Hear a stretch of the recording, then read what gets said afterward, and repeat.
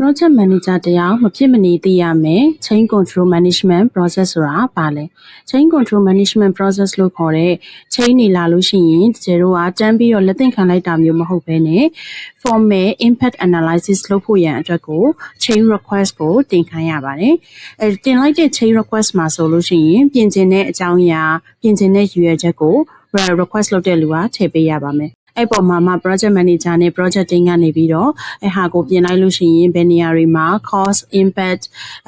impact timeline impact quality impact ပေါ့နော်ဒီအပိုင်းတွေမှာဘယ်လို impact တွေရှိနိုင်လဲဆိုတာကို impact analysis လုပ်ပြီးတော့ဒီ change request ကို approve သို့မဟုတ် reject လုပ်ပေးမဲ့သူစီကိုတင်ပေးရပါတယ်အဲ့ဒီမှာဒီ approve သို့မဟုတ် reject ဖြစ်သွားပြီဆိုတော့မှဒါလည်းဒီ change request ကိုဆက်ပြီးတော့လုပ်ဆောင်ရမှာလားမလုပ်ဆောင်ရဘူးလားဆိုတာကိုသိမှာဖြစ်ပါတယ်တကယ်လို့အဲ့ change request က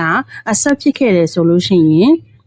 အဲ့ဒီ change ကြောင့်မို့လို့ပြောင်းလဲသွားမယ် project timeline scope statement နဲ့တခြား project management document တွေမှာပြင်ဆင်ပြီးတော့ straight holder တွေအကုန်လုံးနဲ့ပြန်လဲမျှဝေပေးရမှာဖြစ်ပါတယ်အဲ့လိုမျိုးမျှဝေပြီးတော့မှသာလျှင် change request တွေလိုအပ်တဲ့ action လို့ခေါ်တဲ့လှုပ်ဆောင်ရမယ့်အချက်တွေကိုစတင် planning လုပ်ပြီးတော့လှုပ်ဆောင်နိုင်မှာဖြစ်ပါတယ်